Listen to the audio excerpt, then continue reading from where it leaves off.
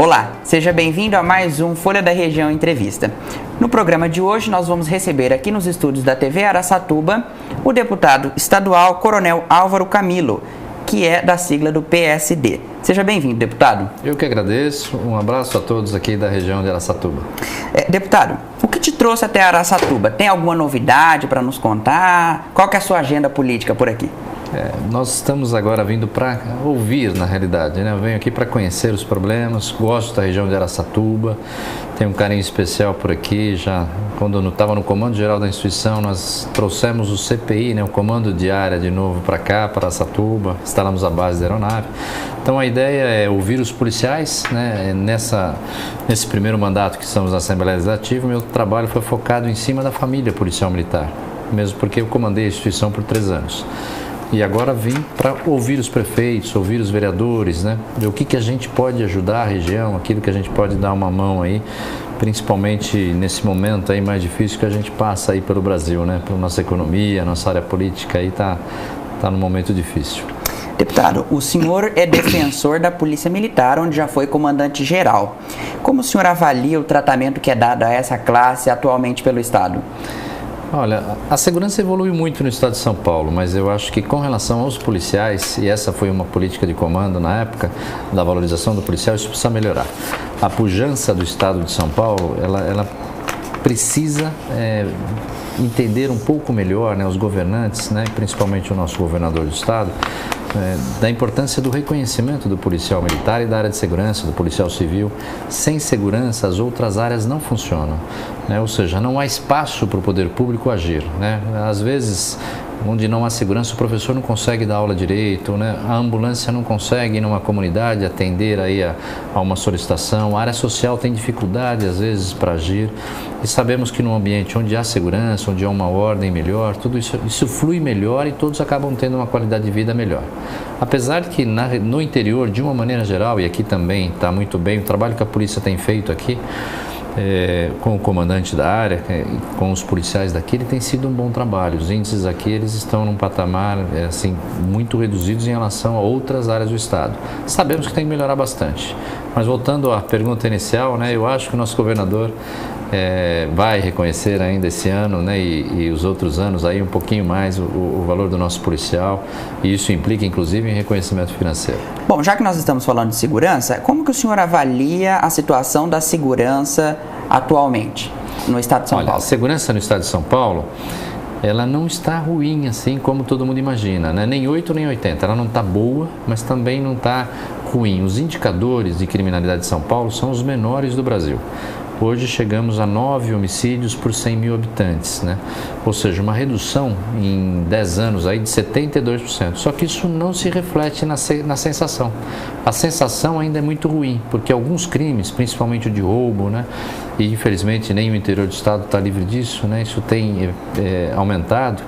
Então esses crimes contra o patrimônio precisam ser melhor trabalhados pela polícia, e o que precisa também aí é um investimento nesta área de trabalhar com um investimento que possa chegar muito rapidamente, dar uma pronta resposta. Então a segurança, volto a falar, ela não está tão ruim, mas a percepção de segurança pelo povo de São Paulo, ela está muito ruim, né? As pessoas, a comunicação se desenvolveu de uma forma tal que hoje acabou de acontecer um fato, está na internet, está nos meios de comunicação. Isso é bom, a população tem o direito de saber, né? Mas por outro lado precisa um esforço maior do Estado em melhorar os meios de coleta, de fazer boletim de ocorrência, melhorar o atendimento nos distritos policiais, né, para que a segurança possa melhorar e a gente se sinta melhor, que é o que está faltando no estado de São Paulo. E para isso precisa de investimentos. Para isso precisa de investimento, não tenha dúvida nenhuma. Vamos falar um pouco sobre os seus projetos na Câmara.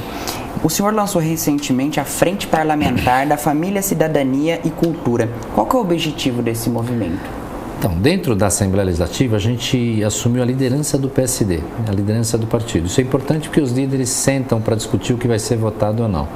E eu tenho duas bandeiras principais, que são as bandeiras do que eu conheço, de onde eu vim. A bandeira da segurança, que eu tenho 33 anos de polícia militar, 3 no comando, levar essa experiência para dentro da Assembleia e poder fazer com que projetos que ajudem a Polícia Militar, o governo do Estado a melhorar a segurança do cidadão possam ser feitos. Segundo, é a área de valores.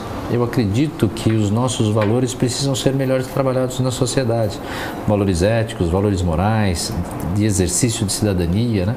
Então também estamos propondo projetos até para a área da educação nessa linha, porque acreditamos que falta um pouquinho de valores. No interior ainda há um sentimento maior de pertencimento, as pessoas cuidam um pouquinho melhor do bairro, da cidade.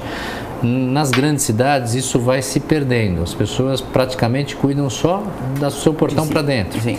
E precisa, nós precisamos cuidar um pouquinho da nossa rua, do nosso bairro e não ser indiferente. Eu vi alguma coisa errada, eu tenho que comunicar ao poder público, né? E é nessa linha que nós pretendemos desenvolver valores dentro da sociedade, mesmo porque desenvolvendo esses valores eu tenho uma menor possibilidade dos nossos jovens derivarem para o lado do crime, né? Até para saber que a convivência em sociedade nós precisamos respeitar o próximo, né? Entender que o meu direito acaba onde começa o direito do outro. Sim. Então é nessa linha que nós estamos trabalhando. Vamos falar agora de duas coisas que o senhor acabou de citar, que é a segurança e a educação. Como que as escolas podem evitar que os alunos caiam no mundo do crime, tendo em vista os casos de droga e violência que são noticiados frequentemente pela mídia? A droga, eu considero, como muitos especialistas, né, o mal do século, não tenha dúvida nenhuma. As drogas estão ficando mais fortes, né, e mais baratas, isso é um problema. Então os professores podem ajudar muito. Aliás, quero deixar aqui um grande abraço aí aos professores e dizer que o meu gabinete está aberto a vocês, porque eu acredito que a educação é a base para se mudar um país, para se mudar qualquer coisa na realidade. E os professores, principalmente os nossos professores primários, aqueles que estão pegando na mão da criança, que estão ensinando ali a escrever, estão formando a personalidade. Agora, o que nós não podemos deixar também é de entender a responsabilidade da escola. Eu brigo muito pela família, tanto é que uma das frentes que eu criei se chama Frente em Defesa, né, da Família, da Cidadania e da Cultura, justamente para defender a família, mas nem sempre a criança está numa família estruturada. Então ela precisa ter o apoio na escola também, é contínuo nisso, deve ser de uma forma contínua. E os professores podem trabalhar muito, né, indo um pouquinho além da matemática, do português, né, e despertando os jovens, né, as crianças para a cidadania, falando sobre as drogas, da importância de não entrar nas drogas, de não experimentar a primeira droga. Vai aqui um recado, né, para os nossos deputados lá e os nossos senadores no Congresso Nacional, né, não descriminalizem aí, né, a maconha, ou seja, qualquer outra droga, né? As drogas de menor potencial ofensivo, quando liberadas e mesmo quando não liberadas, infelizmente, elas são a porta de entrada por drogas mais fortes, né? Então nós temos que combater os pequenos delitos para não chegar aos grandes delitos, e a droga é a mesma coisa. Então eu sou totalmente contra a liberação. Eu acho que a droga tem que continuar sendo crime, nós temos que continuar punindo. A punição não significa também encarceramento. Claro. Posso ter uma punição que é uma internação, que é um trabalho até num hospital de drogados, por exemplo. Agora, os professores, só para finalizar, trabalhem bastante, conversem bastante com com seus alunos. Muitos deles estão vendo no professor, né, aquele ideal de pessoa que às vezes eles não conseguiram ter, infelizmente, até dentro da própria residência. Já que o senhor falou em punição, qual que é o seu posicionamento sobre a redução da maioridade penal? Sou totalmente a favor. Tem que reduzir essa maioridade penal até como forma de diminuir a impunidade. E não é para criminalizar o jovem, né? Nada disso. É para diminuir a impunidade. Os jovens hoje se sentem impunes. Então eu acho que medidas a curto prazo aí é aumentar a pena do ECA, etc. Mas eu não posso ter um jovem de 16, 17 anos que, na minha visão e na visão da maioria dos especialistas, psicólogos, tem plena consciência do que está fazendo, né? Volto a falar de um estudo aí de Oxford que a gente comentou aí numa outra ocasião, em que a criança, a partir dos 10 anos, ela sabe o que é certo e o que é errado. Até os 10 anos ela confunde um pouquinho realidade com fantasia. A partir dos 10 anos ela sabe plenamente o que é, por exemplo, matar alguém. Então a ideia é que com 16, que é bem além dos 10, ele já tenha noção do que é certo e do que é errado na vida. Então, ele tem que responder pelo que ele fez, ele tem que pagar pelo que ele fez. Isso tem que ficar registrado também. Hoje, só para quem está nos assistindo entender, um jovem com 17 anos que cometa um latrocínio, um duplo homicídio, por exemplo, ou qualquer coisa desse tipo, ele vai ser apreendido, né? Ou seja, o termo usado é apreensão, e vai para uma fundação casa. Ele pode ser condenado, lá a pena de ficar, né, a pena de socioeducativa de até 3 anos, mas normalmente não fica 3 anos, 6 meses, 8 meses ele já sai, e sem nenhum antecedente. Eu corro o risco de pegar um jovem desse para trabalhar dentro da minha casa. Infelizmente eu não quero isso. As pessoas têm o direito, né? É um perigo para minhas crianças, para minha família. Então, assim, eu acho que quem cometeu tem que responder. Agora vamos para o outro lado. Temos que trabalhar forte na educação para que o jovem não chegue nisso. Ou seja, trabalhar na maioridade, na redução da maioridade, em apreender o jovem é na consequência. Eu tenho que trabalhar na causa, que é o caso do professor. E por fim, nesse caso aí dos jovens também, eu faço uma ressalva, não pode ser a mesma prisão. Eu não posso pegar o jovem e jogar lá com os adultos criminosos. Sim. Eu tenho que ter um intermediário, né, entre a Fundação Casa, que ficaria com as crianças e adolescentes, e esses jovens até 21 anos, mas tem que ser presos se for o caso. E as penas também não podem ser as mesmas. Eu não concordo, por exemplo, com penas tão graves, né, mas tem que ter tão grandes às vezes, né, mas não pode ser 3 anos. Talvez não precise ser 30, 50, mas o que não pode é esse sentimento de impunidade. E a redução, para aqueles que criticam, não, mas estão criminalizando, não. Nós estamos tentando reduzir, na realidade, o sentimento de impunidade que hoje reina na nossa sociedade. Só vamos voltar naquela questão do seu projeto da Frente Parlamentar da Família, Cidadania e Cultura. O senhor, qual foi a receptividade desse projeto? O senhor não foi considerado como conservador, não? De maneira nenhuma. A nossa sociedade, por mais que a gente ache que não, ela quer ordem.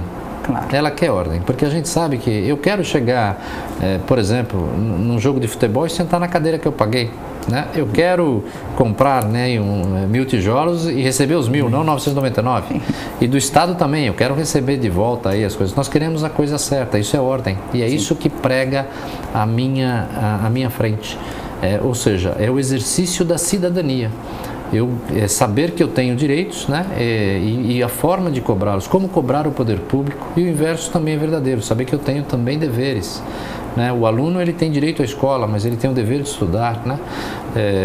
As pessoas têm liberdade para fazer o que quiser, não tenha dúvida nenhuma. Mas se esse fazer o que quiser implicou em quebrar uma vidraça do metrô lá na Avenida Paulista, eu tenho que ter responsabilidade, ou seja, a liberdade tem a responsabilidade. Em resumo, assim, não existe nada de cercear, né, a atividade das pessoas, nada disso. A nossa ideia é difundir valores éticos, de cidadania, de respeito, de liberdade com responsabilidade, de direitos e deveres, e principalmente trabalhar nos jovens, trabalhar no jovem, no adolescente, e focar muito forte, né, a educação para quê? Para que no futuro, daqui 10 anos, daqui 20 anos, a gente mude esse quadro de coisas, né? Onde eu tenho jovens tirando a vida muitas vezes porque ele mesmo não dá valor à vida, ele não tem esses valores. Então essa é a ideia da frente aí para a família, né, em defesa aí da família, da cidadania, da cultura. Claro. Tem um programa da Polícia Militar, que é o PROERD, e que é o Programa Educacional de Resistência às Drogas, que tem em todas as escolas do Estado. O senhor acha que a estrutura do PROERD gera resultados? Já não seria a hora de ampliar esse programa? Bom, primeiro, gera bastante resultados e trabalha no momento adequado com a criança. Trabalha quando a criança está começando a ser cooptada pelo crime. Cada vez mais os infratores da lei, principalmente os traficantes, eles estão cooptando jovens para poder entrar no crime e ser aí, né, as mulas, os aviãozinhos, as pessoas que levam droga. Então está trabalhando no momento certo, ela está adequada. Já tem mais de 9 milhões de crianças treinadas, e as crianças que fazem o PROERD, a maioria delas não entra na droga. Por quê? Porque sabem o que é droga, não é simplesmente tentando empurrar, né, internalizar de uma forma bruta, não, é mostrando para a criança o que a droga pode causar para ela, para a família dela. E o mais importante, tem algumas crianças que levam isso para dentro de casa, né, acabam passando essa informação para os próprios pais. Agora, o PROERD, muita gente reclama que o PROERD, por que só até 12 anos, 13 anos? Isso. Porque o PROERD é nessa faixa mesmo, é ensinar quando a criança está começando a entender o que pode ser droga e já ensinar que não deve. E para séries mais avançadas? Para séries mais avançadas, aí tem a continuidade disso, né? E essa continuidade eu reconheço que precisa ser melhorada. Então, no adolescente, por exemplo, não adianta eu querer falar a mesma coisa, né, para os jovens, né? Então eu tenho que ir para um nível maior. Tem um programa também da Polícia Militar chamado JCC, né, Jovens Construindo a Cidadania, que é um enfoque um pouquinho diferente. Em vez de ser um professor e ensinando o aluno escutando, ele trabalha mais com a mobilização. Então é trazer jovens para serem multiplicadores de levar informação do prejuízo que é a utilização de drogas. Isso está indo muito bem.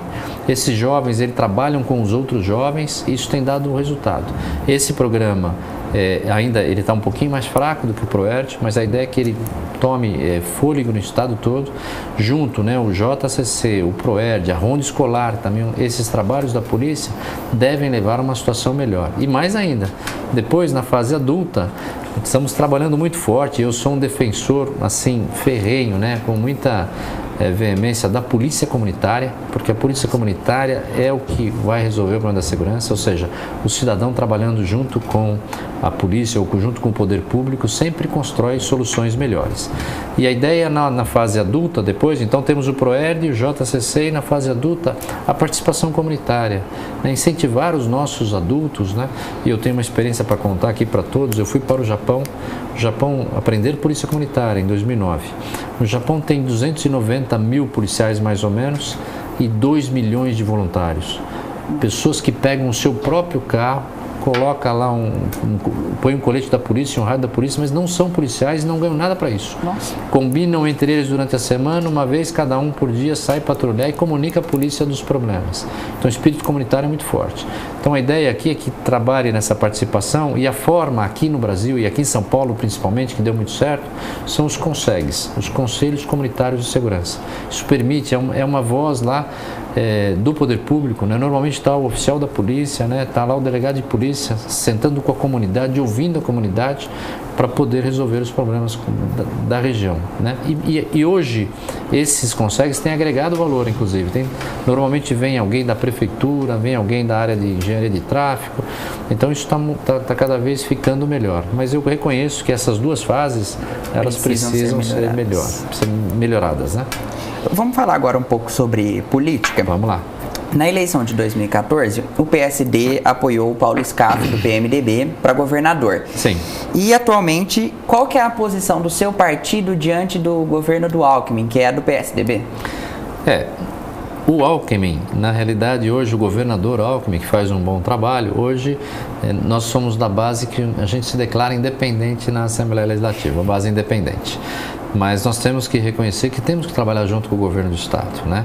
Então, apesar de ser uma base independente lá, nós estamos aliados ao governo do Estado naquilo que é positivo.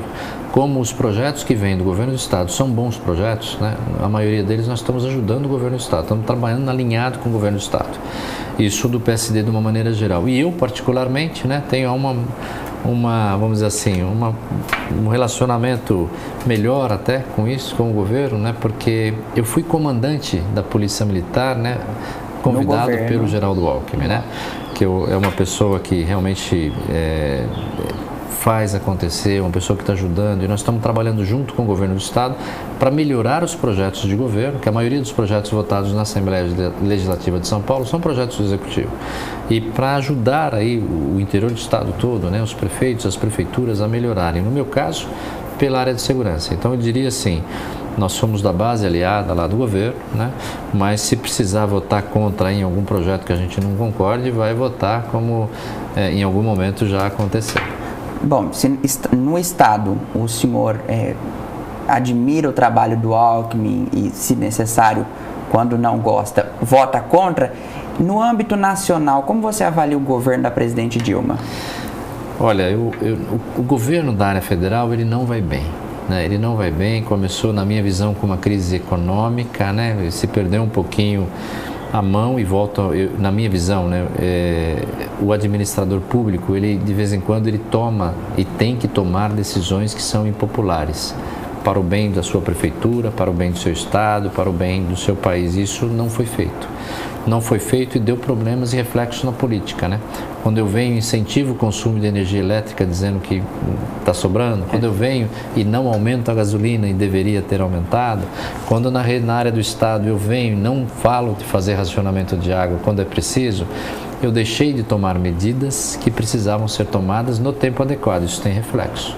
Esse reflexo, juntando outros problemas que todos estamos acompanhando pela TV, eles começaram a trazer um problema político muito sério, de enfrentamento, né, entre as casas do Congresso e a própria presidente. Isso aí eu acho que trouxe um pouquinho complicou, foi um pouquinho mais de lenha nessa fogueira. E eu acho que isso já chegou no limite também, né? Então eu vejo com muito bons olhos o que está acontecendo hoje. Está acontecendo uma forma aí, vamos parar um pouquinho, né, com a briga política e tal, vamos deixar o país andar um pouco. Estruturar novamente. Vamos conseguir, vamos estruturar um pouquinho, vamos caminhar e vamos deixar um pouquinho a parte política. Então eu vejo aí reuniões da Federação das Indústrias de São Paulo, do Rio de Janeiro, alguns órgãos também da nossa sociedade tentando ajudar o governo para que saia desta crise. E nós vamos sair, viu? Quem está ouvindo a gente aí, pela experiência que a gente tem de vida, o Brasil é muito grande, né? É muito pujante, sai disso. Agora, quanto mais tempo nós demorarmos para nos unir para uma solução, mais vamos sofrer. Então, eu acho que até o final do ano a gente ainda tem um pouquinho aí de problemas na área econômica, né? A área política também menos um pouquinho, mas vamos ter. E acredito que a partir do ano que vem aí a gente comece a retomar o caminho para o crescimento. E todo mundo precisa do crescimento. É imprescindível que o país volte no rumo.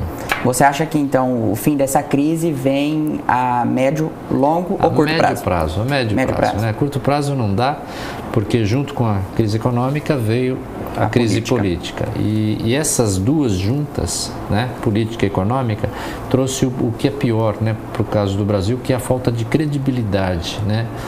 Perdeu-se a credibilidade no Brasil. Internacional, né? E nós precisamos disso, né? Ninguém vive sozinho hoje mais, né? O mundo é um grande network, né? Uma grande comercialização. E quando eu estou descrente, eu não faço investimento. Então, acho que por isso que vai demorar um pouquinho mais, mas eu acho que as medidas que estão sendo tomadas agora, de sentar para conversar, de falar, olha, tudo bem, mas vamos fazer um pacto para o Brasil voltar para os eixos, isso é importantíssimo para o Brasil, né? Não tomar mais decisões aí, justamente por questões políticas, tomar decisões que possam prejudicar o país. Então acho que isso vai, mas como o estrago não foi pequeno, tanto na economia como na área política, eu acho que a gente demora um pouquinho a médio prazo e com medidas que vão ser impopulares, infelizmente, que vai se resolver esse problema, mas vai resolver. O PSD pretende lançar candidato próprio a prefeito de São Paulo? Sim, o PSD é um partido novo, né, recém-formado, participou a primeira vez aí pelas eleições agora estaduais, porque ele tinha sido criado lá atrás, né, e isso está de parabéns aí o nosso prefeito Kassab, nosso ministro, né, que eu chamo ele de prefeito, porque eu conheci como prefeito, hoje ministro das cidades, um grande amigo, uma pessoa que tem vontade de fazer as coisas, de melhorar a vida das pessoas e gosta de fazer política, isso é fato. Então o PSD pretende, nas cidades onde for possível, lançar um candidato a prefeito. E Araçatuba está nesse meio? Também.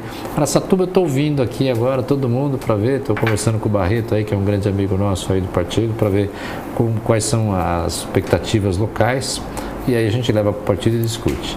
Agora em São Paulo já está decidido, nós vamos ter um candidato próprio. Não tem nome fechado ainda, né? Tem alguns nomes que estão circulando, né?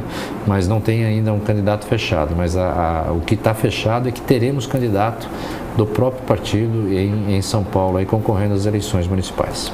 Então tá, muito obrigado, deputado, pela sua presença aqui nos estúdios da TV Araçatuba em participar de mais um Folha da Região Entrevista. Seja muito bem-vindo à nossa região, tá bom? E quando estiver por aqui, retorne. Bom, eu que agradeço, viu? Agradeço a oportunidade, agradeço a toda a equipe e deixo uma mensagem aí aos policiais da região de Araçatuba, né? Primeiro, parabéns pelo excelente trabalho que fazem aqui na região, né? Pelos baixos indicadores, pela sensação de segurança aí que está sendo bem trabalhada na região de Araçatuba. E deixar uma mensagem a você aqui, morador da região de Araçatuba, né? faça a sua parte, faça bem feito a sua parte, exerça a sua cidadania, cobre do seu vereador, cobre do seu deputado, cobre do seu senador, né? Ou seja, não vá só até a eleição. Pense bem na hora do voto, mas principalmente depois acompanhe o que está sendo feito. Acho que dessa forma, exercendo a cidadania, trabalhando em conjunto com o poder público, nós melhoraremos a vida das pessoas. E podem contar comigo no meu gabinete, que está sempre aberto a todos. Vamos cobrá-lo. Obrigado. Muito obrigado a você que nos assistiu e nos acompanhou em mais um Folha da Região Entrevista. Até o próximo programa.